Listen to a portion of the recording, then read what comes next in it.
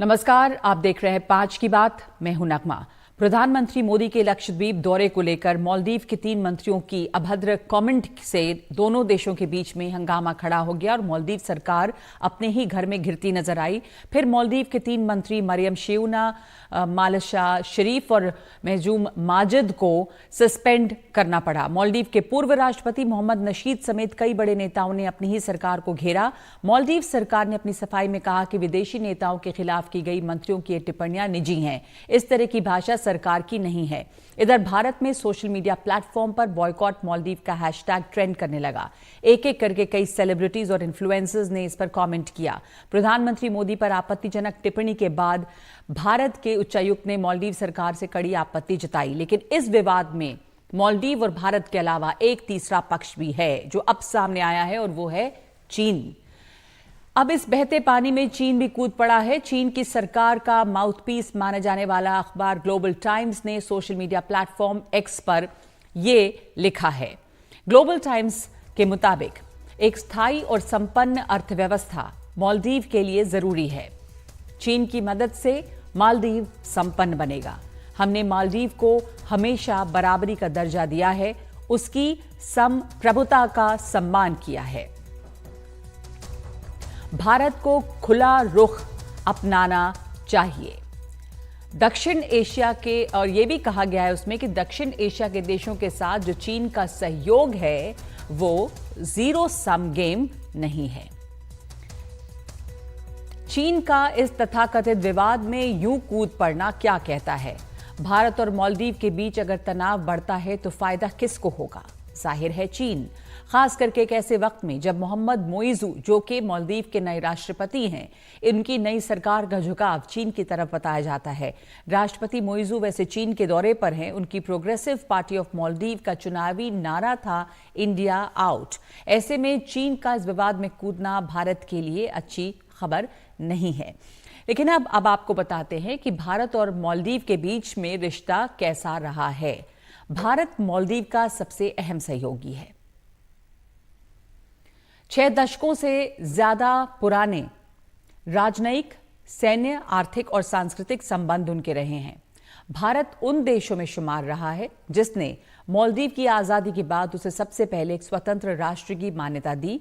लेकिन बाद के सालों में मालदीव में आई सरकारों का झुकाव या तो भारत की तरफ या फिर चीन की तरफ रहा। माना जाता है कि मोइजू, जिस प्रोग्रेसिव पार्टी ऑफ मालदीव्स के साथ मिलकर ये चुनाव जीते हैं, वो चीन की तरफ झुकाव रखता है और मोइजू चीन के दौरे पर भी हैं। और लगातार इस नई सरकार के बाद ये डर है कि चीन के साथ करीबी मालदीव की बढ़ रही है। भारत और मालदीव के रिश्ते कैसे हैं, इस पर देखिए उमाशंकर सिंह की ये रिपोर्ट। बात दिसंबर 2014 की है। माले के वाटर और सीवरेज कंपनी में भयंकर आग लग गई। इससे यहाँ के वाटर डिस्टिलेशन प्लांट में गड़बड़ी पैदा हो गई। पीने के साफ पानी की आपूर्ति रुक गई। चारों तरफ समुद्र से घिरे मालदीव के पास पीने के पानी का कोई प्राकृतिक जरिया नहीं है। वह पूरी तरह से डिस्टिलेशन प्लांट से मिलने वाले पानी पर निर्भर है। जैसे ही प्लांट बंद हुआ, मालदीव में पीने के पानी के लिए हाहाकार मच गया। मालदीव की सरकार ने 4 दिसंबर 2014 को भारत सरकार से अनुरोध किया। भारत ने ऑपरेशन नीर की शुरुआत की, यानी मालदीव को पीने का पानी पहुंचाने का अभियान। भारतीय नौसेना ने आईएनएस सुकन्या को कोच्चि तट से रवाना किया। हर दिन 20,000 टन पानी साफ करने की क्षमता वाले पोत आईएनएस सुकन्या पर 35 टन ताजा पानी माले भेजा गया। इसके अलावा 7 दिसंबर 2014 को आईएनएस दीपक 1000 टन पानी लेकर माले पहुंचा। और इस बीच भारतीय वायुसेना के C-17 ग्लोबमास्टर 3 और IL-76 जैसे हवाई जहाजों के जरिए पानी भर भर कर सैकड़ों टन पानी माले पहुंचाया गया। मदद अमेरिका और चीन जैसे देशों से भी पहुंची, लेकिन भारत ने जिस तेजी के साथ ऑपरेशन नीर चलाकर मालदीव की प्यास बुझाई, वह अपने आप में एक इतिहास है। यह उदाहरण बताता है कि सबसे नजदीकी पड़ोसी होने के नाते मालदीव किस तरह से भारत पर निर्भर करता है और भारत उसके लिए कितनी अहमियत रखता है। 1092 छोटे छोटे द्वीपों को मिलाकर बने देश से भारत का जो मिकोनी द्वीप है वो महज 100 किलोमीटर दूर है। माले से सबसे नजदीकी भारतीय शहर कोच्चि है। ये दूरी 820 किलोमीटर की है, जबकि दिल्ली और माले के बीच की दूरी 2700 किलोमीटर से कुछ अधिक है। भौगोलिक दूरी से अलग भारत और मालदीव के बीच नजदीकी रिश्ते रहे हैं। मालदीव की आबादी 5,20,000 से कुछ अधिक है। एक आंकड़े के मुताबिक मालदीव में करीब 20,000 भारतीय रहते हैं। इनमें से 22,000 तो सिर्फ माले में रहते हैं। इनमें नर्स, टीचर, डॉक्टर से लेकर अकाउंटेंट्स, इंजीनियर और मैनेजर्स तक के पेशे में शामिल लोग हैं। एक बड़ी तादाद कामगारों की भी है जो स्किल्ड और नॉन स्किल्ड दोनों हैं। इनमें तकनीशियन, टेलर्स, प्लम्बर्स और दूसरे मजदूरी करने वाले लोग शामिल हैं। कुछ टूरिज्म के बिजनेस में भी हैं। समुद्र के लिहाज से दूरी अलग हो, लेकिन बाकी जो नज़दीकी है उसके वजह से केरल और तमिलनाडु के जो लोग हैं वो अधिक हैं मालदीव में। भारत और मालदीव के बीच पीपल्स टू पीपल कांटेक्ट का अपना इतिहास तो है ही। भारत ने राजनीतिक तौर पर भी कई अहम मोड़ों पर मालदीव की मदद की है। 1988 में मालदीव में तख्ता पलट की कोशिश हुई, उसको सेना भेजकर नाकाम किया गया। इसके बाद भारतीय सेना तुरंत वापस भी लौट आई ताकि ये न लगे कि भारत जो है इस छोटे से जो द्वीप देश है उस पर अपना प्रभुत्व जमाता नजर आए। 2004 की सुनामी में भी मालदीव की सबसे पहले मदद करने वाले देशों में भारत रहा। 2020 जनवरी में जब मालदीव में खसरा के फैलने का खतरा पैदा हुआ तो भारत ने तुरंत इसकी वैक्सीन के 30,000 डोजेज जो हैं वो मालदीव भेजे। कोविड के समय भी भारत मालदीव की मदद करने वाला पहला देश था। मौजूदा राष्ट्रपति मोइजू बेशक चीन से नजदीकी दिखा रहे हों, लेकिन वे मालदीव को भौगोलिक तौर पर चीन के नजदीक नहीं ले जा सकते। खासतौर पर विपदा के समय भारत ही मालदीव के लोगों की मदद के लिए सबसे पहले आता है और ये मालदीव के लोग भी मानते हैं।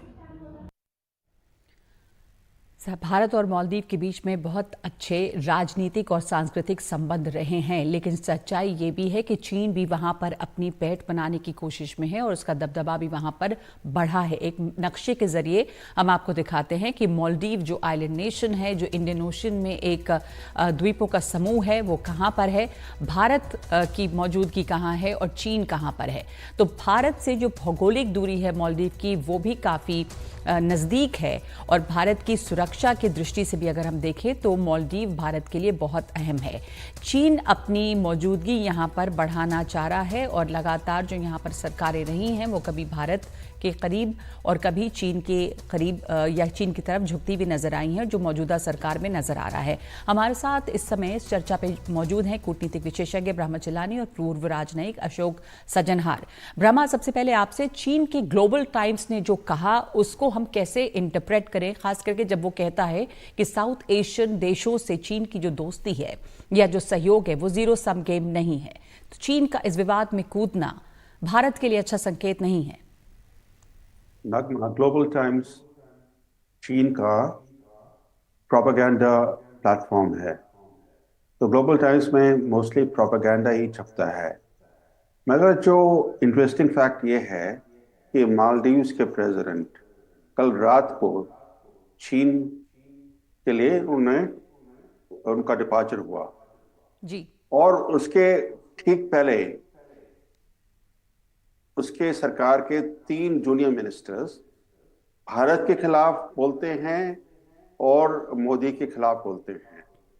अभी जो 3 मिनिस्टर्स हैं इनमें से 2 विमेन मिनिस्टर्स हैं जो प्रेसिडेंट के माउथ पीसेस रहे हैं, उसके प्रेसिडेंट के पॉलिटिकल अटैक डॉग्स रहे हैं।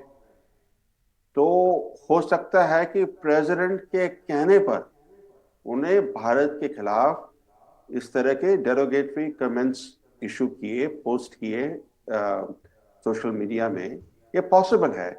मगर जो सबसे डिस्टर्बिंग फैक्ट ये है कि इनके कमेंट्स के बजाय एक डिप्लोमेटिक क्राइसिस खड़ा हो गया है मालदीव्स और भारत के बीच में। पर मालदीव्स के प्रेसिडेंट ने एक शब्द नहीं बोला, बिना कोई बोले वो चीन के लिए रवाना हो गए। तो इस क्राइसिस के पीछे प्रेसिडेंट का हाथ हो सकता है और ये क्राइसिस तब खत्म होगी जब प्रेसिडेंट अपना साइलेंस तोड़ेगा।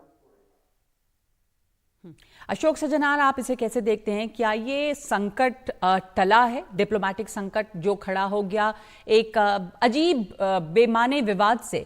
क्योंकि जिस तरह से मालदीव के मंत्रियों ने ट्वीट किया वो भी बहुत अनकॉल्ड फॉर था, कोई इसका मतलब नहीं था जिस तरह का ये ट्वीट था और एक प्रोवोकेटिव ट्वीट था। आप कैसे देखते हैं इसे? और ये डिप्लोमेटिक टकराव जो खड़ा हो गया, भारत से जितना रिएक्शन आया, उसके बाद इनका सस्पेंशन जो है, क्या वो काफ़ी था या ये माना जाए कि अब जो है इस संकट है वो टला है, किसी तरह का कोई कूटनीतिक मनमुटाव नहीं रहेगा? देखिए, मैं तो ये समझता हूं, देखिए जो आपने पहले बताया, जो राष्ट्रपति मोइजू की सरकार है उसका झुकाव चीन की तरफ है, वो ठीक बात है, और वो उसको हमें नजर में रखना होगा और आगे चलते हुए उसका हमें ध्यान रखना होगा। जी, और जहां जैसा तक वर्मा कह रहे ये कि इस पूरे विवाद के बीच में वो चीन रवाना भी हो गए बिना कुछ बोले। नहीं, देखिए मैं उसके ऊपर आता हूं। मेरे विचार से ये जो है, मैं नहीं समझता हूं जो इन तीनों ने जो कुछ अपने बयान दिए वो राष्ट्रपति मोइजू के कहने पर दिए होंगे। मेरे विचार से उन्होंने अपने आप ये वाले बयान दिए, क्योंकि एक तो मैं समझता हूं इनमें मालदीव्स में इनके लोगों में थोड़ा ये इनसिक्योरिटी की भावना है, जो यहाँ पर अगर लक्षद्वीप में इतनी ज्यादा वहां पर पर्यटन का काम शुरू हो जाता है तो मालदीव्स के ऊपर इसका कितना असर पड़ेगा, वहां की लेकिन 90% ये जो उनकी जीडीपी। जी जी सही कह रहे हैं आप, लेकिन ये मंत्री हैं, ये कोई सरकार में बात है नहीं तो। नगमा, मुझे आप पूरा तो करने दीजिएगा, please allow me to finish. मैंने तो अभी शुरू ही किया है, बस अलाउ मी टू फिनिश। जी आप जी बोलिए। ठीक है जी, आप ठीक है, आप कह रहे हैं जो मंत्री हैं, but these are junior ministers. और फिर उन्होंने अपने उसमें कहा है maybe they want to get some, थोड़ा ब्राउनी पॉइंट्स लेना चाहते हैं राष्ट्रपति से, तो इसीलिए उन्होंने कह दिया है। और मैं समझता हूं जो वहां के विदेश मंत्रालय ने वक्तव्य दे दिया है नगमा, उन्होंने कहा है किसी को भी ऐसा ये अधिकार नहीं है जो ऐसे वो किसी और दूसरे देश के नेता के बारे में ऐसा बोले जिससे हमारे संबंध खराब होते हैं, ना कि कोई अपनी फ्रीडम ऑफ एक्सप्रेशन को इस प्रकार से इस्तेमाल करे जो वहां पर हेट्रेड को फैलाया जाए। और मेरे ख्याल से उन्होंने बहुत ही डिसाइसिव एक्शन लिया है इन तीनों को मुलतवी करने का, इन तीनों को सस्पेंड करने का। तो मेरे विचार से राष्ट्रपति ने कुछ कहा है, नहीं कहा है, but his actions have spoken louder than his words. So I think that both the sides should put this issue अपने पीछे रखना चाहिए, क्योंकि जैसी आपकी रिपोर्ट में बताया गया है नगमा, जो ये भारत के लिए मालदीव के लिए भारत बहुत महत्वपूर्ण है, हमेशा हमने उनका साथ दिया है। और भारत के लिए भी जो वहां पर मालदीव्स में सुरक्षा बनी रहे, भारत की सुरक्षा ठीक रहे, तो उसके लिए हमारे लिए भी मालदीव्स का हमारे साथ संबंध ठीक होना बहुत जरूरी है। तो both the side should start working on that. ठीक है, आपने जो कहा, आपका मानना है कि जो अब कार्रवाई की गई वो काफी है, बयान आया ना आए, सस्पेंशन हो गया इनका। अब इसमें मैं ये जोड़ना चाहती हूँ, आपने सही कहा कि अब इस इशू को पीछे छोड़ना चाहिए और ज्यादा तूल नहीं देना चाहिए। मालदीव बहुत महत्वपूर्ण है भारत के लिए, और भारत बहुत महत्वपूर्ण है मालदीव के लिए, और भारत हमेशा मालदीव के लिए खड़ा भी रहा है। ये रिश्ते कितने अहम है, इसमें चीन का कूदना अभी, जो ग्लोबल टाइम्स जो माउथ पीस है प्रोपेगेंडा चीन सरकार का होगा, तो उसकी तरफ से जो बयान आता है उसको कैसे आप देखते हैं अशोक सज्जनहार, जब वो कहता है कि जीरो सम गेम नहीं है साउथ एशियन नेशन से हमारी दोस्ती, या फिर कि भारत को India should have an open mind, या मालदीव को हम बराबरी का दर्जा देते रहे हैं और उसकी सॉवरेंटी को रिस्पेक्ट करते रहे हैं, मालदीव प्रॉस्पर करेगा चीन की मदद से, तो चीन जो अब इस तथाकथित विवाद में शामिल हुआ है उसका क्या असर होगा? देखिए, मेरे ख्याल से कोई इसका असर नहीं होना चाहिए। हम अपनी विदेश नीति ग्लोबल टाइम्स के कहने या न कहने से नहीं आगे चलाएंगे। अगर किसी ने रिस्पॉन्ड करना है ग्लोबल टाइम्स को, तो कोई जूनियर फंक्शनरी यहां से उसको रिस्पॉन्ड कर दे। सरकार के लेवल पर इस पर बात करने की कोई जरूरत नहीं है। आई डोंट थिंक जो ग्लोबल टाइम्स की इतनी अहमियत है जो उसको हम इतना ज्यादा महत्व दें। ये तो देखिए नगमा, जो ग्लोबल टाइम्स है या चाइना जो है, वो तो ट्रबल्ड वाटर्स में डालने का, वो तो उसको और बढ़ावा देने का काम करता रहेगा, परंतु हमारी स्टेट्समैनशिप के ऊपर ये निर्भर करता है जो हम उसको कितनी तवज्जो देते हैं, हम उसको कितना ध्यान देते हैं। और मेरे विचार से बिल्कुल ध्यान देने की उस पर जरूरत नहीं है। अब ये अगर ग्लोबल टाइम्स कहता है जो हम अपने छोटे जो पड़ोसी देश हैं उनके साथ हम जीरो सम गेम करते हैं, बिल्कुल नहीं। हमें उसे बताने की जरूरत नहीं है। श्रीलंका में आपने देख लीजिएगा, श्रीलंका में भारत ने $4 बिलियन दिए हैं वहां पर, जब चीन वहां पर आने के लिए राजी नहीं था, उनको बेल आउट करने के लिए राजी नहीं था। ऐसे ही हालात मालदीव्स में है। But we don't really need to go and start answering Global Times because it does not deserve it. जैसे ब्रह्मा ने कहा, मैं बिल्कुल उसमें समर्थन करता हूं। It's a mouthpiece, it's a propaganda piece. So we let it be तो there. आपने सही कहा कि सरकार के स्तर पे तो खैर इस पे कोई जवाब भी देने की जरूरत नहीं है, लेकिन अगर इसके पीछे हम देखें ब्रह्मा कि ये जो प्रोपेगेंडा या माउथ पीस है और वो जो कह रहा है, या चीन इसमें एक तरह से अब कूदने की जो कोशिश है, पर भारत और मालदीव के टकराव या अगर बढ़ता है, दोनों को जैसा अशोक सज्जनार कह रहे हैं पीछे छोड़ना चाहिए इस विवाद को, पर ये जो टकराव है और अगर अंडर करंट्स रहती हैं तो इससे फायदा किसको होता है? चीन को। और भारत के लिए ये अच्छी खबर नहीं है, खास करके अब जो मौजूदा वहां पे राष्ट्रपति हैं, उनकी जब सरकार बनी तब से ये चर्चा है कि कैसे वो प्रो चाइना है, चाइना टिल्ट है, इंडिया आउट का कैंपेन था, नारा दिया उन्होंने अपने कैंपेन के दौरान। तो इसे जरा सा इसके ऊपर आप समझाएंगे ब्रह्मा।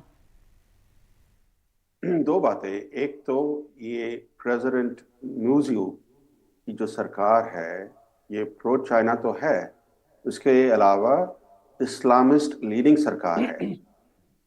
तो मालदीव्स एक देश है जहां पर पॉपुलेशन तो बहुत छोटी है, सिर्फ 500,000 है, मगर वहां पर जो इस्लामिस्ट ग्रोथ है वो इतना हुआ है कि मालदीव्स की सरकार कह रही थी कुछ साल पहले कि मालदीव्स ने पर कैपिटा टर्म्स पे सबसे ज्यादा फाइटर्स भेजे सीरिया और इराक को, कि वहां पर जाके वो लड़े।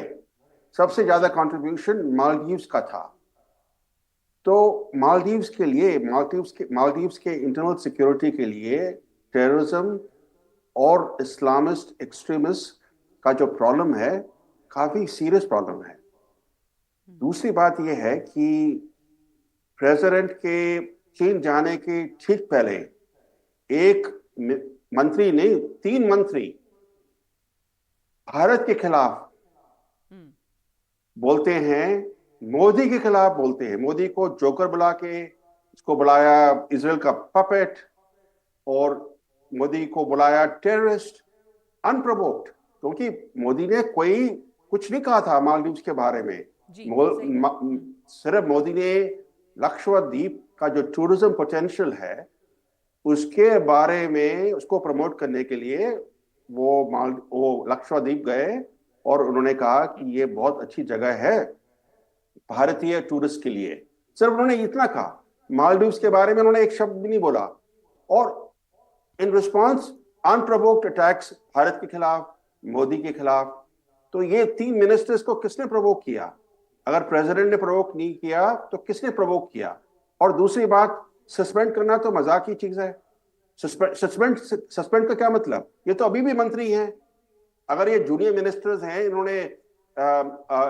इन्होंने बिना कोई अथॉरिटी भारत के खिलाफ अटैक्स किए, तो इनको आपने सस्पेंड क्यों किया? सिर्फ इनको आप डिसमिस कीजिए अपने कैबिनेट से। और असली बात यह है कि जो पहले के राष्ट्रपति हैं मालदीव्स के, उन्होंने तो खुलेआम बोला है कि जो कुछ हुआ है ये बहुत ही गलत है और इन मंत्रियों के खिलाफ एक्शन होना चाहिए, दे शुड बी डिसमिस्ड। मगर जो प्रेसिडेंट न्यूज़ू वो बिल्कुल ही चुप है। वो चीन चले गए बिना कुछ बोले। तो मेरे ख्याल से जो सिग्नलिंग मिल रहा है वो बहुत ही अनफॉर्चुनेट है मालदीव्स के लिए, क्योंकि भारत मालदीव्स का सबसे बड़ा एड प्रोवाइडर है और मालदीव्स इकोनॉमी के लिए भारत सबसे इंपॉर्टेंट सोर्स है। टूरिज्म का भी सबसे इंपॉर्टेंट सोर्स कौन है? भारत है। तो भारत के साथ मालदीव्स अगर अपने रिश्ते खराब करता है तो उसका नुकसान मालदीव्स पर ही होगा। तो मेरे ख्याल से ये जो डिप्लोमेटिक क्राइसिस हुआ है और ये खत्म नहीं होने वाला, क्योंकि आज भारत की सरकार ने मालदीव्स के हाई कमिश्नर को समन करके इसको he was given a dressing down, उसको काफी डांट लगी। तो इससे साफ जाहिर है कि भारत इस इशू को it will not brush it under the carpet, क्योंकि जो कुछ हुआ है और जो वीक एक्शन हुआ है 3 मिनिस्टर्स के खिलाफ, इससे भारत is not satisfied। आप कह रहे हैं कि भारत इससे संतुष्ट नहीं है, तो इसमें और कड़े कदम की जरूरत थी। तो दो इसमें से बातें उभर के आ रही हैं। आप दोनों का बहुत धन्यवाद, अशोक सज्जनार और ब्रह्मचलानी, शामिल होने के लिए हमारे साथ इस चर्चा में। एक ये है, जैसा अशोक सज्जनार कह रहे थे, कि इसको अब पीछे छोड़ना चाहिए और दोनों देशों को आगे बढ़ना चाहिए। दोनों देशों के जो रिश्ते एक दूसरे के लिए बहुत अहम है और अगर टकराव बढ़ता है तो इससे फायदा चीन को ही होगा। लेकिन दूसरी तरफ ब्रह्मचलानी का जैसा कहना है कि ये एक बड़ी बात है, अनप्रोवोक्ड इन्होंने इस तरह के बयान दिए इन मंत्रियों ने, और सिर्फ इनका सस्पेंशन काफी नहीं है, इन्हें डिस्मिस करना चाहिए था। वहां पे खुद जो पूर्व राष्ट्रपति हैं वो ये कह रहे हैं कि और कड़े कदम उठाए जाने चाहिए। ये मालदीव के पूर्व राष्ट्रपति कह रहे हैं। और इन सब के बीच बिना बयान दिए हुए चीन चले जाना राष्ट्रपति मोइजू का, ये भी एक सिग्नलिंग है। और भारत जो है इस मुद्दे को बस यूं ही नहीं छोड़ सकता, इसमें और सख्त कदम मालदीव को उठाना चाहिए था। तो अब आपको बताते हैं कि पीएम मोदी के लक्षद्वीप दौरे को लेकर मालदीव के जो कुछ मंत्री हैं उनकी अभद्र टिप्पणी से जो विवाद उठा, उस बीच लक्षद्वीप के प्रशासक प्रफुल्ल पटेल ने क्या कहा है। तो प्रफुल्ल पटेल ने यह कहा है कि यह देश के स्वाभिमान का मुद्दा है, पीएम के अपमान का जवाब दिया जाएगा, प्रधानमंत्री के अपमान का जवाब दिया जाएगा और पर्यटन के लिहाज से लक्षद्वीप बहुत अहम है।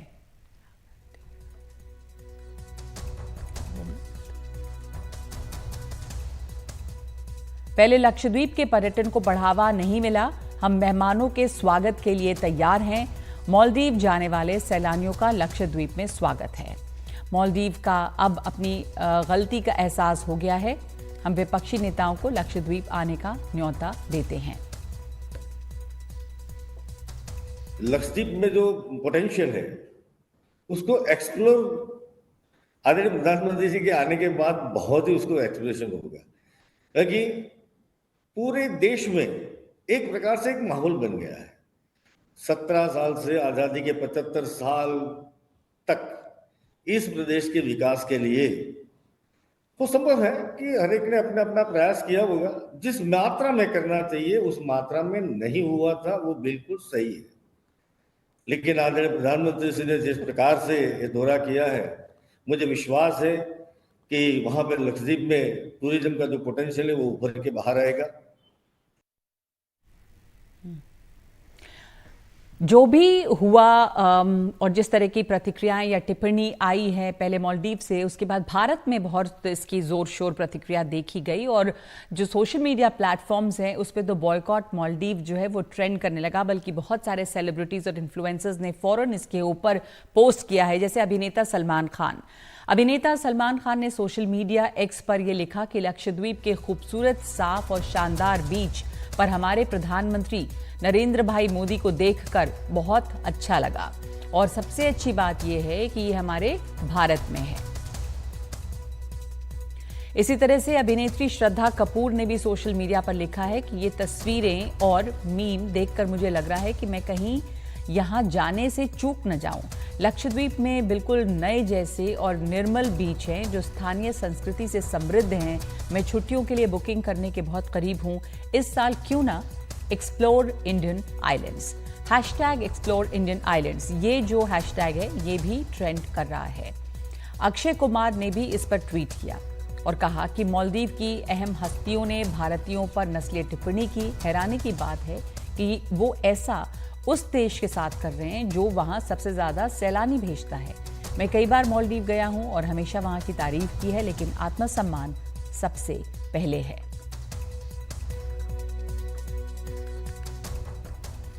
तो लगातार यहाँ पर प्रतिक्रियाएं आई और सभी लोगों ने इसको बहुत इसकी आलोचना की है। अब ये देखना है कि मालदीव की तरफ से क्या कोई और सख्त कदम उठाया जाता है। यहाँ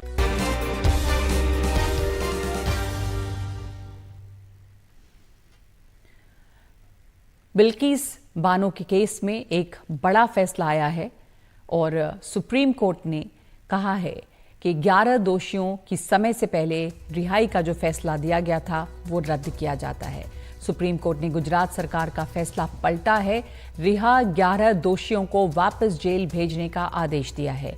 सभी 11 दोषी 2 हफ्ते में सरेंडर करें, ये सुप्रीम कोर्ट ने कहा है। गुजरात सरकार को माफी देने का अधिकार नहीं है। जहां सुनवाई वहीं की सरकार दे सकती है छूट। रिहाई के लिए गुजरात नहीं, महाराष्ट्र सरकार सक्षम है। गुजरात सरकार ने दोषियों के साथ मिलकर काम किया, ये कहा है सुप्रीम कोर्ट ने। एक बड़ी टिप्पणी है जिसमें सुप्रीम कोर्ट ये कह रहा है कि गुजरात सरकार ने दोषियों के साथ मिलकर काम किया है। अधिकार क्षेत्र को लेकर दोषियों ने गुमराह किया है। 2022 का आदेश धोखाधड़ी से हासिल किया गया है।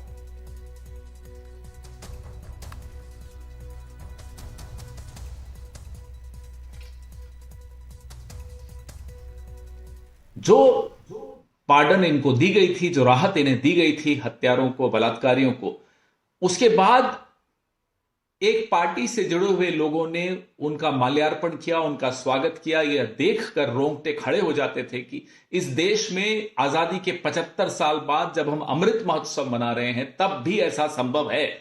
आज सुप्रीम कोर्ट ने हमारी आस्था भारत के संविधान पर, भारत के कानून पर, न्यायपालिका पर फिर से स्थापित कर दी है। उसके लिए हम सुप्रीम कोर्ट का कोटि कोटि धन्यवाद देते हैं। गुजरात सरकार ने जो बिल्किस बानो के साथ किया है वो महापाप है। लड़की 19 साल की थी, प्रेग्नेंट थी, उसके साथ गैंगरेप किया गया, उसके 7 परिवार वालों को, उनमें से एक 3 साल का बच्चा था, उसको मार डाला गया, खून कर दिया उनका। और ऐसे रेपिस्ट और कातिलों को गुजरात सरकार ने इंडिपेंडेंस डे पे रिहा कर दिया। इससे बड़ा महापाप और शर्मनाक घटना क्या हो सकती है। आज सुप्रीम कोर्ट ने जो ऑर्डर दिया है कि अब ये रेपिस्ट और कातिल वापस जेल जाएंगे, इसका मैं स्वागत करती हूँ। साथ ही मुझे ऐसा लगता है कि देश में एक ऐसा सिस्टम बनना चाहिए कि कभी भी इस तरीके के रेपिस्ट और कातिल छोड़े ना जाए। जो कोर्ट के कमेंट्स है, जो जजमेंट है, हम इसका स्वागत करते हैं। और मैं उम्मीद करती हूँ कि इस प्रकार के बर्बर अपराध के जो दोषी पाए गए हैं, उनका जगह केवल जेल में है। और जितने जल्दी इनको वापस जेल भेजा जाए, उतने ही फिर महिलाओं की इज्जत और महिलाओं के अधिकारों का रक्षा होगा।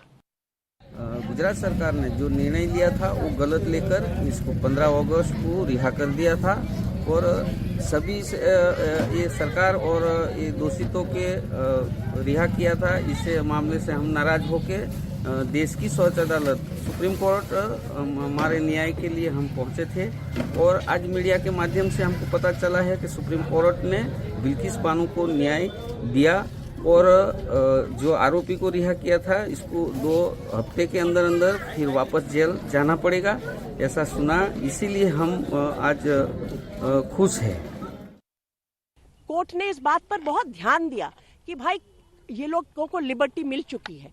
पर्सनल लिबर्टी और रूल ऑफ लॉ का क्या रिश्ता होगा, उसमें क्या इनकी लिबर्टी वापस ली जाए, वो सारी बातों पर बहुत गौर करने के बाद अदालत ने ये फैसला किया कि ये लोगों को वापस जेल में अभी जाना होगा, ताकि रूल ऑफ लॉ का पर जो इस देश टिका हुआ है, कोई भी हो उसमें लॉ सबके ऊपर बराबर चलेगा। और उन्होंने ये भी आश्चर्य प्रकट किया कि गुजरात स्टेट ने इस तरह क्यों इस मामले में एक्ट किया। तो एक बहुत बड़ा फैसला और सुप्रीम कोर्ट की सख्त टिप्पणी, जिसमें सुप्रीम कोर्ट ने यह कहा है कि ये धोखाधड़ी से आदेश हासिल किया गया था और वापस इन्हें जेल जाना होगा। और ये भी कि गुजरात सरकार को अधिकार नहीं था इस फैसले को देने का। एक ब्रेक ले रहे हैं हम 5 की बात में और उसके बाद मुलाकात करेंगे पाकिस्तान में माइनॉरिटी कम्युनिटी की एक महिला उम्मीदवार से। पहली बार है कि एक माइनॉरिटी कम्युनिटी से एक महिला चुनाव लड़ रही हैं। तो बात करेंगे डॉक्टर सवेरा प्रकाश से। पाकिस्तान में पाकिस्तान पीपल्स पार्टी के टिकट पे खैबर पख्तूनख्वा के बुनेर से चुनाव लड़ रही हैं एक पाकिस्तानी हिंदू महिला। हिंदू पाकिस्तान में माइनॉरिटी अल्पसंख्यक हैं और एक महिला इस समुदाय की ऐसा पहली बार हुआ है कि चुनाव लड़ रही हैं। तो ये पेशे से डॉक्टर हैं, डॉक्टर सवेरा प्रकाश। ये नेता हैं पाकिस्तान पीपल्स पार्टी की। बहुत धन्यवाद आपका डॉक्टर सवेरा प्रकाश समय देने के लिए। आप पेशे से तो डॉक्टर हैं, फिर आपको चुनाव लड़ने का या सियासत में आने का ख्याल कैसे और क्यों आया? पॉलिटिक्स की तरफ आने के मतलब मैंने जो मेडिकल भी किया है वो ह्यूमैनिटेरियन कॉज से किया है, सोशल वेलफेयर के लिए किया है। तो जब मैं अपना हाउस जॉब कर रही थी गवर्नमेंट हॉस्पिटल में, तो मुझे उस टाइम फिर रियलाइज हुआ कि मैं मतलब एज अ डॉक्टर एक बंदा हूँ, एक यूनिट हूँ। तो इस तरह से मैं बहुत कम लोगों की हेल्प कर सकूंगी। तो एज अ पॉलिटिशियन जो इश्यूज काफी लोग फेस कर रहे हैं, जो हेल्थ केयर के हवाले से भी काफी है, तो वो मैं अगर सॉल्व कर लूँ तो वो ज्यादा पॉजिटिव चेंज होगा। मतलब कि वो ज्यादा बड़े मसले उनको सॉल्व करना ज्यादा जरूरी है। तो आप चुनाव लड़ने की तैयारी में हैं वहाँ से, और खैबर पख्तूनख्वा से आप आती हैं, वहाँ के बुनेर से हैं। खैबर पख्तूनख्वा बहुत ही एक रिच इलाका है, रीजन है, पर वहाँ पे माइनॉरिटीज़ की हालत कैसी है? यहाँ पे आप अपने इलाके में कम से कम क्या बदलना चाहेंगी? एक तो मेरा हमेशा से वो फेमिनिस्ट ट्रेट रहा है ना यहाँ पे। थोड़ा सा वो हमारी मतलब लिटरेसी रेट भी लड़कियों की कम है। ओवरऑल हमारा जो डिस्ट्रिक्ट है इसमें 48% लिटरेसी रेट है, उसमें 65% मेल लिटरेसी रेट है, और फीमेल की सिर्फ मतलब 25 से 29 के दरमियान, मतलब वो डिफरेंट स्टेटिस्टिक्स के अकॉर्डिंग। तो ये मतलब बचपन से मतलब मुझे ये गैप नजर आया है, और ये बचपन से मुझे इनजस्ट लगा है। तो इसलिए फिर मतलब मैंने जब इस चीज को भी पता चला मुझे कि हमारे बुनेर से तो कोई रिप्रेजेंटेटिव वुमेन रिप्रेजेंटेटिव थी नहीं, तो फिर मतलब मेरे पास तो कोई ऑप्शन ही नहीं थी पॉलिटिक्स की, क्योंकि इससे पहले मैं ब्यूरोक्रेसी की तरफ भी सोच रही थी सिविल सर्विसेज के लिए। जब मतलब मैंने हॉस्पिटल में थोड़े इश्यूज देखे कि इन्फ्लुएंस लेने के लिए मेरे पास या तो ये पॉलिटिक्स का ऑप्शन था या ब्यूरोक्रेसी का। पर जब ये भी पता चला कि रिप्रेजेंटेशन भी नहीं है हमारे डिस्ट्रिक्ट से, तो फिर पॉलिटिक्स मेरे लिए प्रायोरिटी नंबर 1 बन गई। जी, तो यहाँ पे जैसे आप जिस इलाके से आती हैं, वहाँ पर आपको किस तरह के हालात लगते हैं? ये खबरें हमेशा ऐसी आई कि पाकिस्तान में जो माइनॉरिटीज़ हैं उनको बराबरी का हक़ नहीं मिला, या चाहे उनके रिलीजियस प्लेसेस ऑफ वर्शिप हैं उसे लेकर। वैसे में आप इस माइनॉरिटी कम्युनिटी से ऊपर उठ के और पहली ऐसी महिला हैं जो चुनाव लड़ रही हैं, तो आपको वहाँ पे हालात कैसे लगते हैं? माइनॉरिटीज की स्पेशली मतलब कि हमारी पार्टी जो है पाकिस्तान पीपल्स पार्टी, वो बहुत ज्यादा इस मामले में बहुत ज्यादा इंक्लूसिव है। वो वुमेन को भी इंक्लूड करता है, माइनॉरिटीज को भी इंक्लूड करता है। हमारे मतलब सिंध से ज्यादा प्रेवलेंट है हमारी पार्टी। तो वहाँ पे हरिराम साहब भी जनरल इलेक्शंस के थ्रू, मुस्लिम वोटर्स के थ्रू इलेक्शंस जीतते रहे। इसके अलावा डॉक्टर महेश मिलानी साहब भी सेनेट में भी पाकिस्तान पीपल्स पार्टी ने कृष्णा कोहली और अनवर लाल दीन माइनॉरिटीज है ये, तो उनको सेनेट में भी सीट्स दी है। तो हमारी पार्टी का तो स्टांस मतलब क्लियर है कि वो सबको इंक्लूड कर रहे हैं, इंक्लूसिव है। स्पेशली मतलब कि जो कह ले थोड़ी सी ओप्रेस्ड क्लास है, middle class, worker class, women, minority, उनके स्टांस को इस बारे में तो क्लियर है, उनके मैनिफेस्टो में भी ये है। और उनका एजेंडा भी हमेशा से ये रहा है, हमेशा से प्रमोट भी करते रहे हैं। पर ये ज़मीनी हालात आपको कैसे लगते हैं? अब ख़ास करके जब क्या आपको लगता है कि बराबर के हुकूक मिलते हैं, डिस्क्रिमिनेशन नहीं है माइनॉरिटीज़ को लेकर? आप क्या कुछ बदलना चाहेंगी वहाँ पर? हो सकता है आपके इलाके में हालात ठीक हों, लेकिन ओवरऑल और इन इलेक्शन से, इन चुनावों से आपको क्या उम्मीद भी है? ये आप खुद जो पूर्व प्रधानमंत्री इमरान खान वो जेल में हैं और कह रहे हैं कि इलेक्शंस जो हैं वो फार्स हैं, तो उम्मीद है कि फ्री एंड फेयर इलेक्शंस होंगे, यहाँ पे हालात बदलेंगे इन इलेक्शन से? बात ये है जो मतलब मुझे इंटरव्यूज में भी मतलब मैंने सुना है, जो वैसे भी न्यूज में सुना है, ये जो आप बात कर रही है ना, ये ज्यादा मतलब वहाँ सिंध से ये बातें आती है। हमारा जो डिस्ट्रिक्ट है बुनेर, ये कह ले कि पाकिस्तान के 2 डिफरेंट कॉर्नर्स है। तो हमारे बुनेर में तो कभी भी मतलब मुझे डिस्क्रिमिनेशन कभी भी नहीं फील हुई। बचपन से मतलब मैं यहाँ से मैंने स्कूलिंग भी की है, मैं यहाँ पे मेरा सारा मतलब ब्रॉट अप हुआ है। तो यहाँ पे बहुत ज्यादा इस मामले में मतलब बहुत रिस्पेक्टफुल कम्युनिटी है। हमें एक कम्युनिटी, पश्तून कम्युनिटी की तरह एक मतलब पार्ट समझा जाता है। हम उनके मुस्लिम इस्लाम की रिस्पेक्ट करते हैं, वो लोग हमारे रिलीजन के, हमारे ट्रेडिशंस, हमारे कल्चर की रिस्पेक्ट करते हैं। तो यहाँ पे मतलब रिस्पेक्टफुली सारा कुछ रहा है। कोएग्जिस्टेंस के लिए ये चीज ही मैटर करती है। तो बहुत अच्छी बात है। अगर इस तरह के हालात हैं और कोई एग्जिस्टेंस है, तो आपके लिए एजेंडा क्या है चुनावों में? आप क्या बदलना चाहेंगी? क्या हिंदुस्तान कभी आप आई हैं? क्या आपका हिंदुस्तान से भी कभी कोई कनेक्शन रहा है? वो तो ऑब्वियसली ताजमहल देखने तो आना है। ताजमहल देखने आना है। यहाँ पे एक राम मंदिर भी बन रहा है अयोध्या में, बहुत विशाल, तो कभी आना चाहेंगी? जी जी, राम मंदिर वो ये बहुत ज्यादा पॉजिटिव इफेक्ट होगा दोनों हमारे पाकिस्तान और इंडिया के रिलेशंस में भी। जो करतारपुर कॉरिडोर भी बना है, तो गुरुद्वारा, सिखों का टूरिज्म ऑलरेडी स्टार्ट हो गया है। इंडिया से सिख कम्युनिटी बहुत ज्यादा आते हैं, तो ये जो रिलीजियस टूरिज्म है ना, इसको प्रमोट जरूर करना चाहिए। इससे ही हमारे रिलेशंस, पाकिस्तान और इंडिया के रिलेशंस प्रोग्रेस की तरफ जा सकते हैं। तो इंडिया और पाकिस्तान के रिश्तों में खास करके रिलीजियस टूरिज्म को बढ़ावा देना चाहिए, ये आप चाहती हैं, और चुनकर आप आएंगी तो आप लिटरेसी को बढ़ावा देना चाहती हैं। बहुत बहुत शुक्रिया आपका डॉक्टर सवेरा प्रकाश हमारे साथ बातचीत करने के लिए, और आपको शुभकामनाएं आपके चुनाव के लिए।